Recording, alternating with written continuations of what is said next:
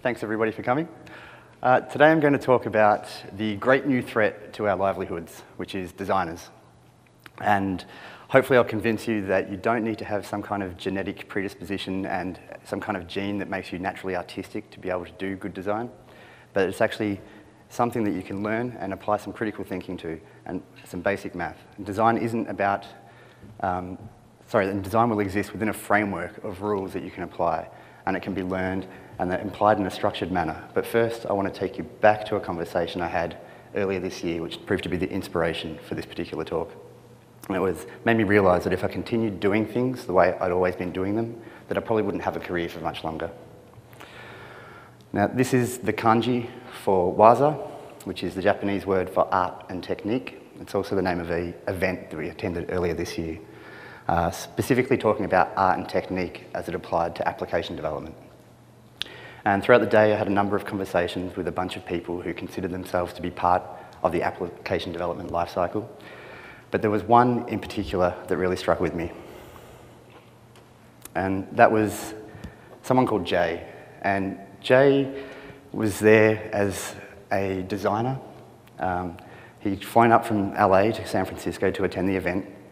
And our two career paths couldn't have been any more different. I'd come to application development from something closer to a maths and science background.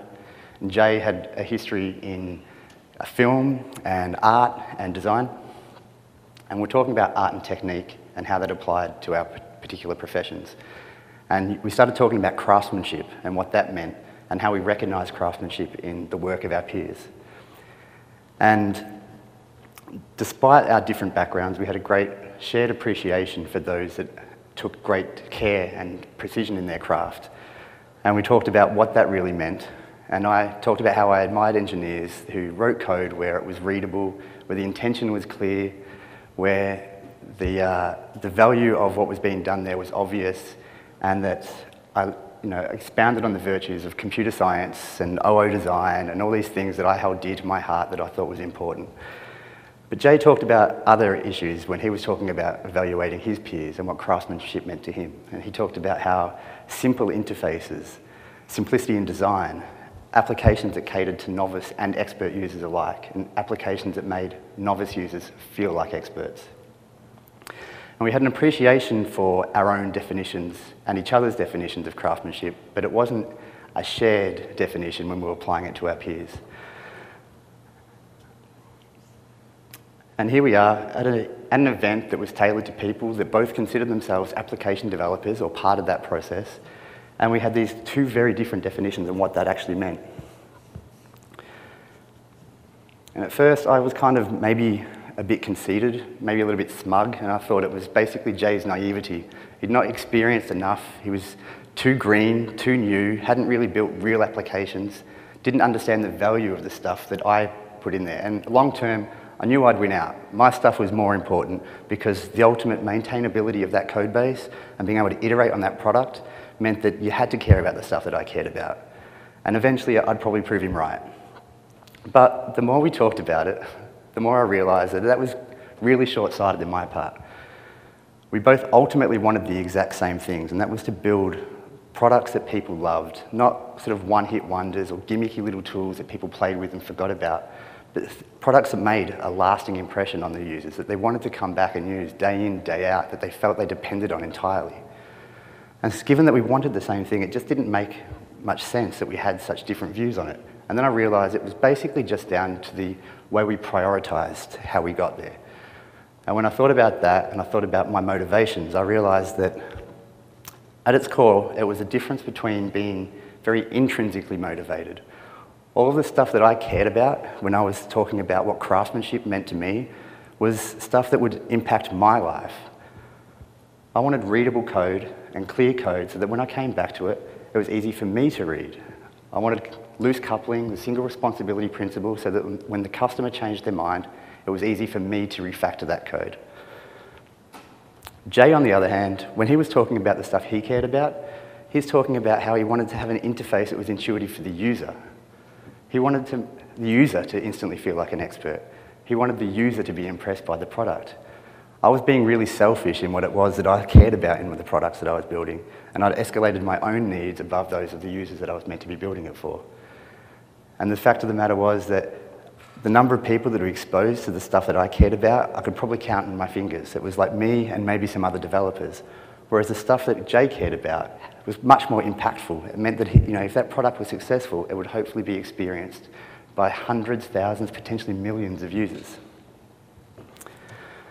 And before I got too depressed thinking that line of thinking, I realised that developers have built some pretty amazing stuff. And our priorities haven't always been wrong, and we've made the lives of thousands of other developers easier in the process of improving our own tools. We've created tools and frameworks that continually drive the cost of taking an idea to market ever closer to zero. And 10 years ago, the very idea that something like Rails Rumble could exist, that in the space of 48 hours you could conceive of something, design it, build it, deploy it, and potentially in that 48-hour window have a real business, that was completely inconceivable. And along the way, we've pretty much fixed deployment, which was, when I look back 15 years ago, a major pain. It was such a pain that you could also maybe put a case forward that one of our first attempts to solve this problem was the invention of a content management system. Deployment was so difficult that we basically tried to avoid it at all costs. We built systems and frameworks that allowed the user to make changes to the application and the information that was presented so that we didn't have to deploy those changes. And then I'm assuming most people here at some point in their career discovered Rails. And with Rails, we got introduced to Capistrano from Spark. And what Capistrano meant was that with just a little bit of upfront investment from the developer, so you'd set up Apache or whatever web server you're using, create the correct directory hierarchy, put some configuration scripts in your Rails app, and now you could deploy your code with 2 words. And that was great because in addition to pushing your code out into production, you also got version control and release management and all these extra benefits you didn't actually have before. Now, this is Hubot, and anybody who's seen any talk from anyone from GitHub has probably been introduced to Hubot. But Hubot's basically just a chat program. He sits in Campfire and responds to commands. And the thing about Hubot is, and the way GitHub have integrated it, is that committing a change into version control gives it to like a branch that Hubot then has access to, and then deploying your code in GitHub is simply saying Hubot deploy. So the barrier to entry for deploying a production system if you work at GitHub is being able to interface with a chat program. And other companies have rolled similar solutions. It's not completely unheard of to have a continuous integration server where tests are run automatically every time a commit is done, and if those tests pass, they're automatically deployed to a production or a staging server. But what we see here is these trends that mean that we're all sort of converging on a very similar path here. And Heroku is another example of this. Version control, save your changes. If you want to push them out to a production instance, it's git push Heroku master. So what this convergence is that deployment now has basically been reduced to version control. Everyone has version control as part of their day-to-day workflow now, and deploying the code isn't anything special anymore. It's basically non-existent. If you know how to do version control, chances are, in most companies these days, that is also how you manage deployment. It's not a whole separate process that you need to think about anymore. Which brings me back to how this is at all relevant to Jay. Jay's continually been evolving his skills over the years.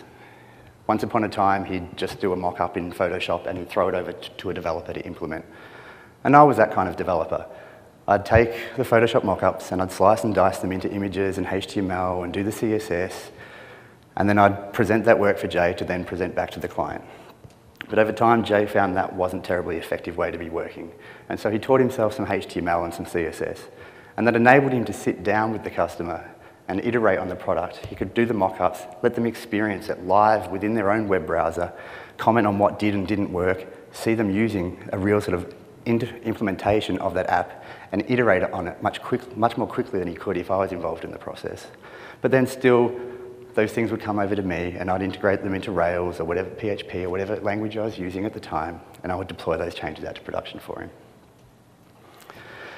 But then Jay wanted to sort of show a richer experience of the customer. That wasn't necessarily representative of what they'd be using at the end of the day.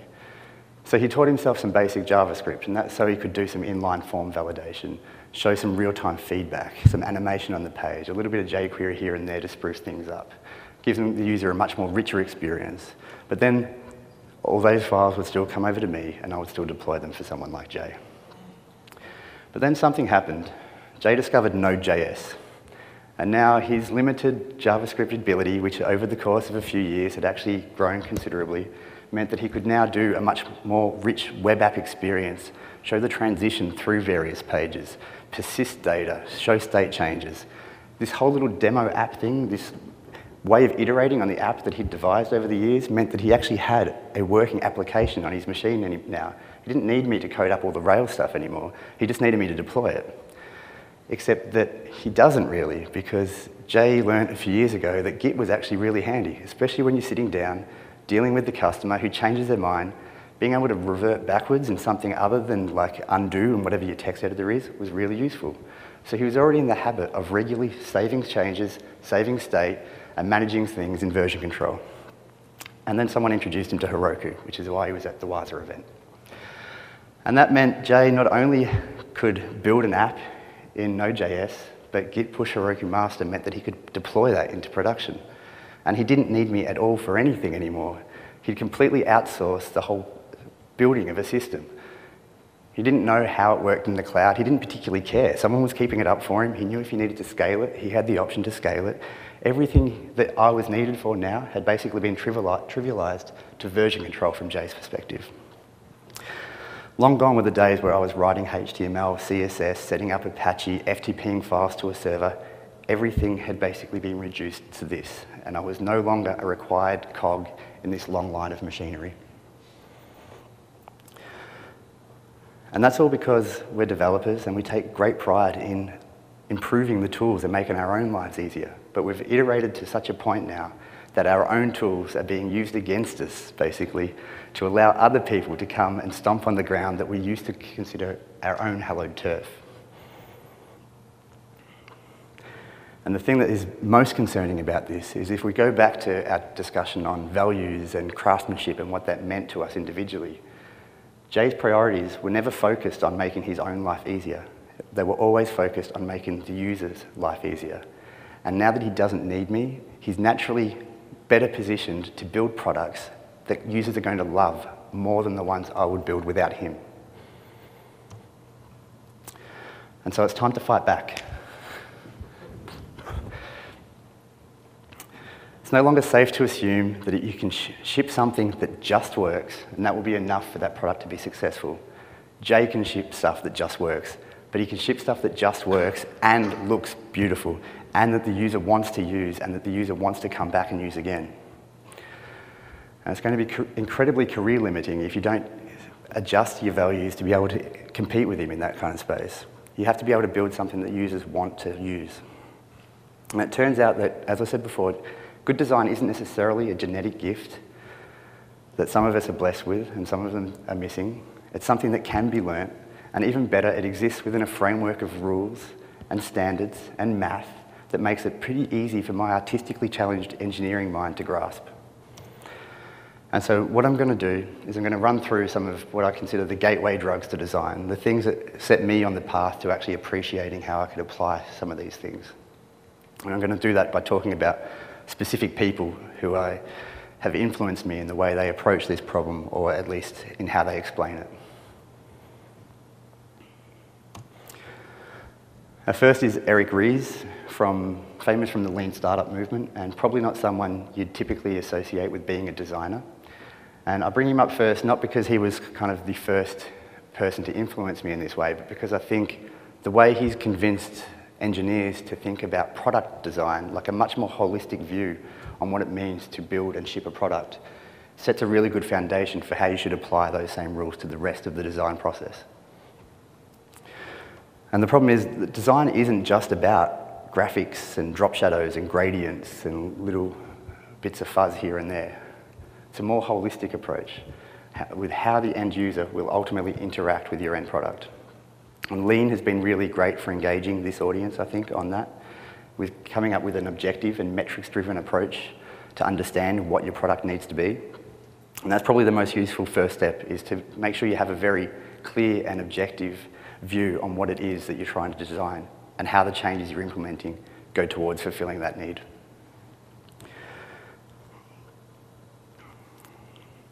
Now, I do have some reservations with like the current church of lean and sort of just the blind adherence to all these principles. And I think there's the tendency for people to misinterpret or twist it to fit their own requirements and use it as an excuse to justify why a particular product didn't work, because there wasn't a good market match or there was some other flaw in the product. And I think there's a risk of blurring the lines between a minimum product, which is where you have a hypothesis where you think a business might exist or a problem exists and you need to test whether a solution is viable, and a minimum viable product. And when I think about these two analogies, when you're entering into a space where there's a known problem, where you have existing competitors, where there are people, incumbents already in that space, creating a minimum product is never ever going to be successful. You need to create a product that is viable against that competition. And I think people blur these two distinctions and think that they can ship something that is like very engineer-driven, has very little in the way of design, because all you're doing is testing a hypothesis, and nothing could be further from the truth. What was my first gateway drug to this, though, was typography and typesetting. And I'm definitely not an expert in this field at all, but I find it fascinating, and particularly because of all of the historical context around typesetting and typography, and how a particular typeface can often be a reflection of what was cutting edge in terms of technical capabilities at the time that it was invented. But the advent of word processing and desktop publishing has basically masked all of that history for most people. And most disappointingly, it's probably inflicted an infinite number of poorly laid out newsletters and brochures on all of us.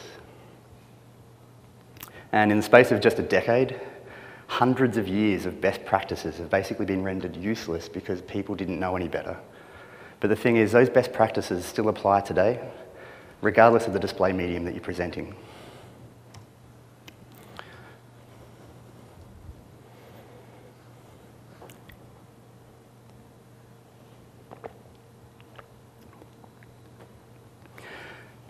It's really easy to create visually engaging and beautiful designs just by understanding how visual hierarchy interacts with the way that someone uses your product. The way it guides them towards what they should be focusing on, what they should be looking at, how the measure of a line and the leading between them affects the readability and ultimate usability of the page. Now, the leading of the line should always be greater than the space between the words that you're presenting, because we crave structure and we will look for it even when it doesn't exist. And so by increasing the space between each of these lines, you'd see that instead of this looking like a blurred rectangular mess on the page, you'd instead naturally find your eye wanting to flow left to right along each line, and you'd be able to track back much easier. And this would make this much more readable. You'll also find that the font sizes that you find in pretty much every word processing package are the same. It's like 10, 12, 14, 16, 18, then it will jump to 21, 24, and 36. And that's not by coincidence. It's not someone just cargo culting because that's what they did in an early version of Word. It's because hundreds of years of experience have proven that a consistent ratio between font sizes are much more readable, and people find it naturally more pleasing and much more aesthetic. And so sticking with those numbers is going to be the first step towards actually making sure you have a text that people actually want to read.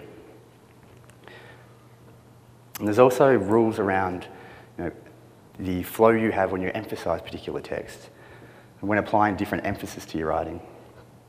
And so, for example, if you've got a hunk of text like this and you decide that you need to put emphasis on one of these words, so you increase the weight of it and you embolden it, that means if you wanted to put a second layer of emphasis somewhere within this text to like doubly emphasize something, the right thing to do is definitely not to use italics. It's either bold in all capitals or bold in italics. But the thing is, there's this whole matrix of rules and this flow decision chart that happens based on what that first decision was, but people don't appreciate it. And the thing is, once you understand these rules and you apply them, all of a sudden, all this stuff sort of happens subconsciously, and you look at this text and you go, oh wow, that really is much more beautiful than what was there before.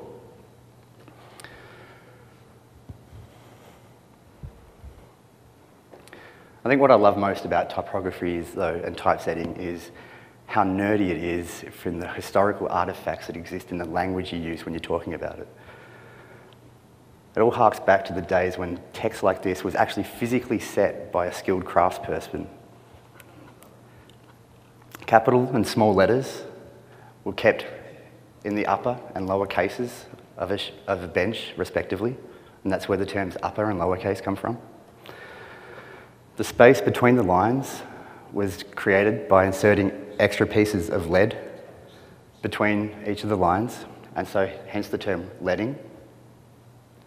And the length of each line was called a measure, because on the old printer's rulers, that actually set a movable slide that set the measure for that particular line, so that they could ensure consistency throughout the entire page and obviously the rest of the document that they might be producing. Now, as I said, we crave structure and we'll look for it wherever we can. We naturally gravitate to things that are balanced. Now, facial symmetry is an example of this. It determines the attractiveness of another person, but also, strangely, the perception of health in that person as well. So deeply ingrained is our desire to find a balance and structure in the world that it changes our perspective on how we view things. And that search for structure and beauty carries over into the apps that we design. And the easiest ways to ensure that it's consistently applied is to use a grid system. Now, I'm assuming some of you are probably using grid systems already. What a lot of people fail to realise when using a grid system, though, is that it's often reduced down to just a bunch of columns. Like, how wide do I want a column? How many columns do I want to have? But it's more than that. Having a proper grid system means also caring about the vertical rhythm on a page, not just the width, but also how things are lined up, top to bottom. And you'll see here, the columns are done with a sort of pink, reddy shading, and the lines are done with like the solid red line there. And that's a consistent rhythm down the page. And if you look at the articles, tools, books, templates heading here, you'll see that they're all on the exact same red baseline. And that's not particularly remarkable. That would be easy and obvious to do. But if you look above them, you've got the grid system as the top line heading. And the bottom of each of those words also sits on a line. And then if you move right, the text beside it also naturally lines up with those lines. And in turn, the bottom of the main heading. Going over to the right, it's a little bit difficult to see, but there's a search box there. Now, it would have been very easy to just throw that at the top of the page up near that hide grid link. But then it would have sort of felt alone and floating and isolated. It wouldn't have the structure that we crave, because the rest of that is all just white space. But instead, what's been done here is the search box lines up with the bottom of the word system. It anchors it to the heading. It shows it that it's sort of above the fold, but still part of that, the header navigation. Now, if you look at the sort of the main article content here, we've got composer vertical rhythm, 960 grid system. Those first row of articles, the headings there are different in length. Some are one line, some are wrapped around to two, but they all still fall on those lines. And then impressively, you'll see that the article summary, the text below it, is again of varying length, which means all of those articles all end somewhere slightly different on the page. But in spite of all of that, the second row of stories all start at the same point. It provides a structure that makes it easy for me to look at this and feel like I know how to use this site. I can quickly scan it and find the information that I feel is relevant to me. The text has been put bold, so it calls my attention to just the headline stuff. I don't have to sit here and read the entire page to work out what is relevant to me, because the use of a grid system and some intelligent visual hierarchy help guide me through this process. There's not some crazy workflow here. I'm able to comprehend this easily and instantly.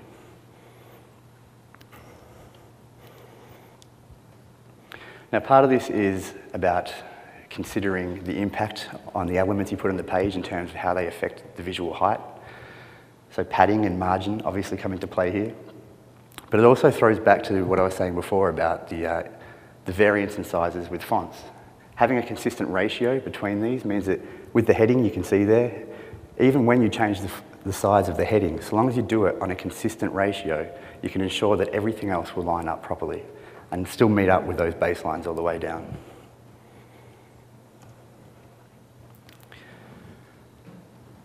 So probably the author that I found easiest to broach on this subject is a UK designer called Mark Bolton, who's written a bunch of books, but the one that got me into this originally is called A Practical Guide for Designing for the Web.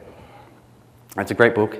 I think it balances the history and practical application of typesetting really well and puts it in a context that is easy to apply, obviously talking about the web specifically. And what I find from an engineer's perspective particularly great about this is because it sets it out in terms of like framework and rules and flow and math and ratio, it means that I can codify most of this learning. I can create my own SAS template that automatically applies this stuff. And by putting it into a SAS template that I've created myself, I can instantly apply literally hundreds of years of best practices from typesetting across my entire website and not have to think about it ever again. So the top level heading would automatically be correct ratio to the subheading below it, and the paragraph text below that would be the correct size. And the vertical rhythm would all match up perfectly. Now, you could just use Twitter Bootstrap. It applies a lot of these rules, but you wouldn't have any idea why Twitter Bootstrap is making your site look better than you can by yourself. And you'd end up with a site that looks like it's using Twitter Bootstrap. Something else I found interesting with dealing with Mark was sort of a throwback to the historical origins of a lot of this stuff. He talks about how underlining is kind of a bit of a recent invention. It was actually post-Gutenberg, when people were typesetting and pressing stuff, it was intended as a hint to the typesetter that this word should have added emphasis applied. It was not something that ever got printed. So it's basically like a markdown note to an editor. Yet somehow, with the advent of Microsoft Word and all these other tools, people were using underline to mean all kinds of stuff when you've got a newsletter. Headings were underlined, all kinds of things. Thankfully, in recent years, because of the advent of the web and the potential for an underline to be mistaken for a link, that seems to have decreased. But let me just re-emphasize, don't underline words.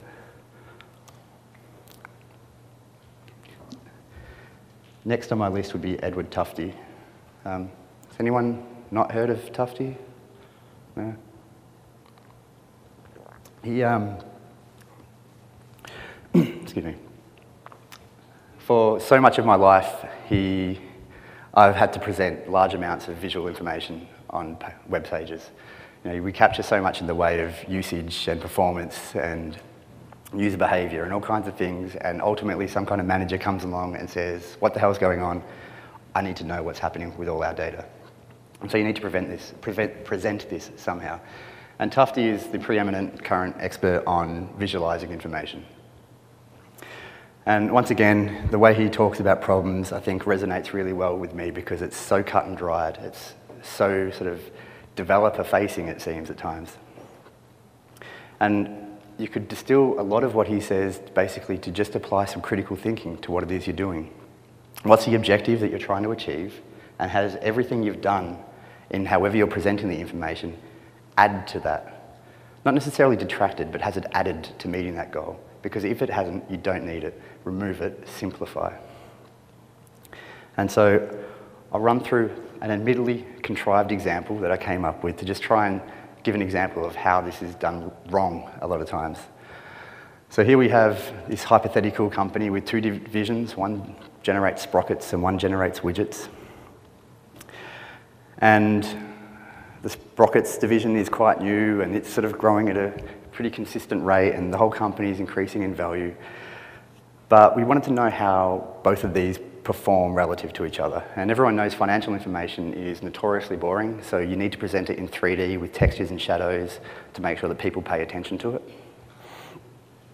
But what it actually does here is it doesn't just sort of jazz up the image so that people want to look at it. It wildly distorts what we're actually presenting here, so that it's no longer easy to ascertain the information or the story that I wanted to tell. And so, to that end, taking some of Tufte's rules, has the 3D added towards my goal of highlighting the difference in performance between these two business divisions? And the answer is no. So if we remove the 3D, we come down to something like this. And we sort of not necessarily focus on the data, but just keep applying these. Has stuff been added here? Is it of value? Is the colour adding anything of value there? I could probably say no, and in particular, those big black lines are like detracting. They're taking my eye away from the information that I should be analysing. So let's get rid of everything and make it grey. But that's not quite so garish, but at the same time, I can't actually tell the difference between these two companies because everything is the same colour. So let's apply the minimum viable change, as Tufte would call it, and make the smallest difference possible to at least separate the two companies, and that's to apply a little bit of brightness to one of them. So now the data is there, it's front and centre, it's a lot more obvious what is happening. Well, is it really? The thing is, if we step back and talk critically about this, what I said we wanted to do is ascertain the difference in performance between these two companies. And the way we'd have to do that by looking at this chart is to be able to basically calculate the difference in rate of change between these two areas. And I'm terrible at doing calculus in my head, and I think a lot of people are. The fact is, humans in general are terrible at perceiving the difference in area between two irregular shapes.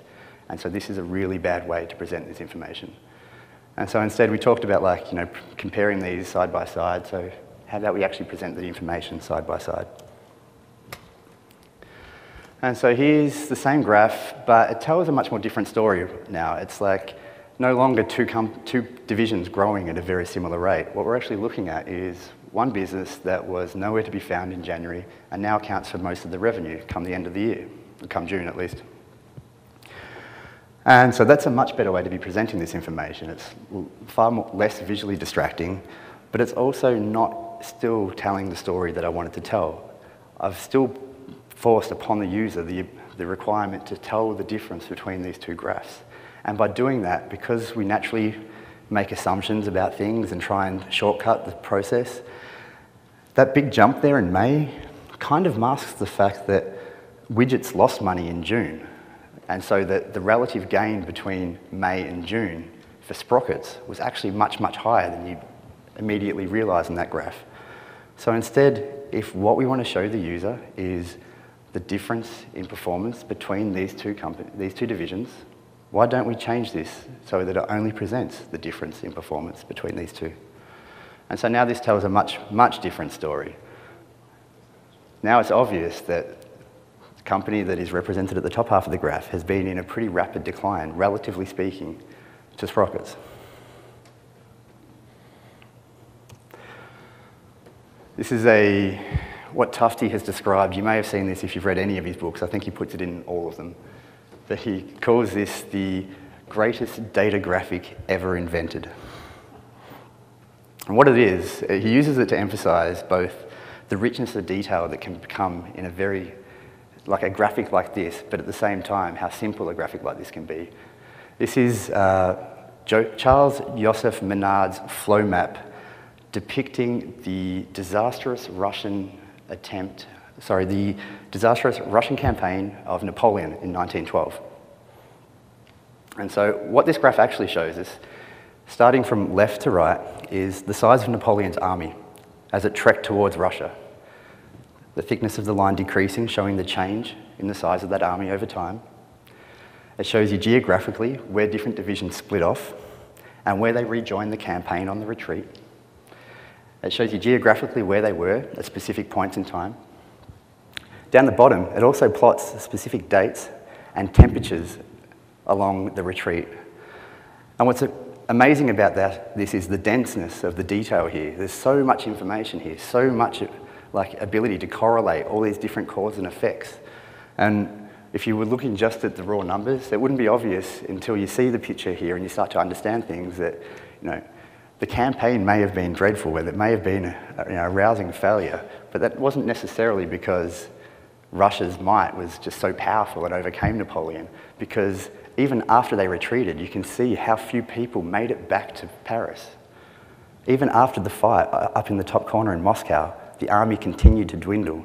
So it wasn't necessarily the Russians that beat Napoleon, it was the weather.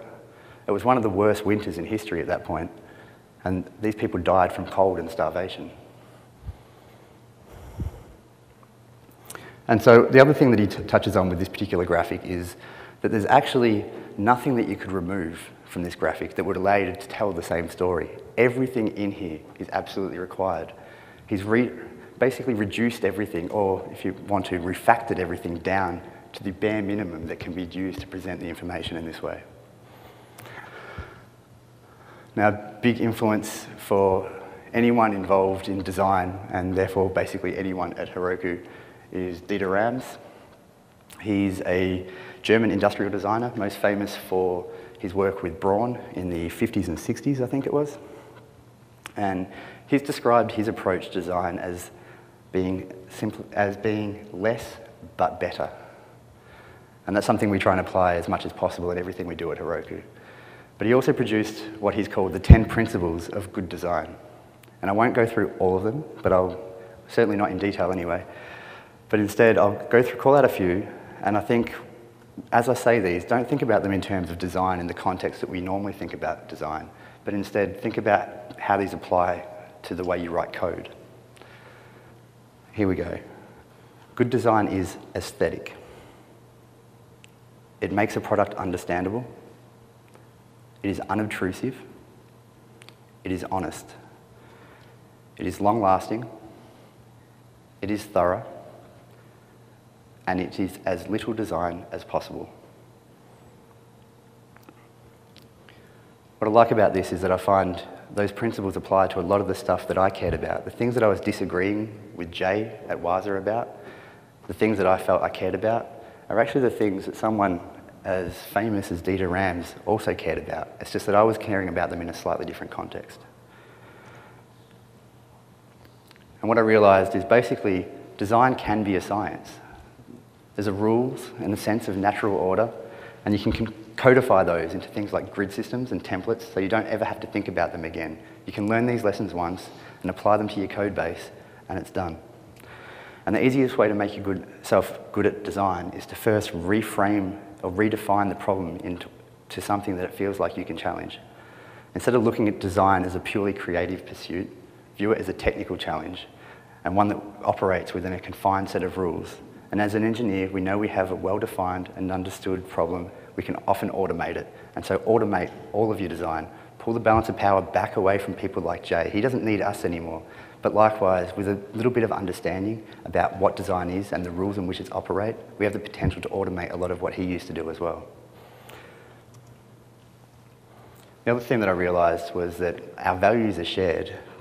Dieter Rams expounds on the 10 principles of good design. And I think collectively, we all share those values. You can apply them to code, you can apply them to industrial design, you can apply them to graphic design. Single responsibility principle is just a really technical way of saying do one thing and do it well. Clear and obvious intention within the methods is just Dieter saying make it honest, make it understandable. And when you realise that the two different groups of people essentially share the exact same value system and exist in a world where it's defined by the structure and established best practices and do things because it's easy to reason about, I came to the conclusion that we are actually all designers already. It's easy to forget that there are multiple users of our product though, and we can continue to escalate the priorities of ourselves above those of the end user that's using our product. But we're in the minority use case. Hopefully, if we build a really successful product, it's going to have an order of magnitude more end users than it will developers. And that's not to say that you should forget about all of the good principles we've had, but we should also adopt some of the principles that Jay had.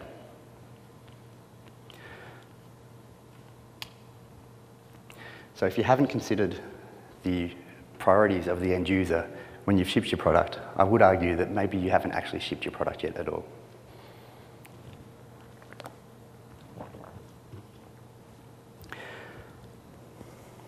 Often when we talk about whether things are well designed, we talk about them and say that they're beautiful. And so I'd like to leave you with a quote from someone from a long time ago about what he thought it was for something to be beautiful. And for anybody who was like me and thinks that they're competent in HTML, but they're not capable of building beautiful applications, just remember to make your apps beautiful by treating them like science, in a sense of order and symmetry and limiting what they do. And if you don't believe me, here's the words from this guy. The mathematical sciences particularly exhibit order, symmetry, and limitation, and those are the greatest forms of beautiful.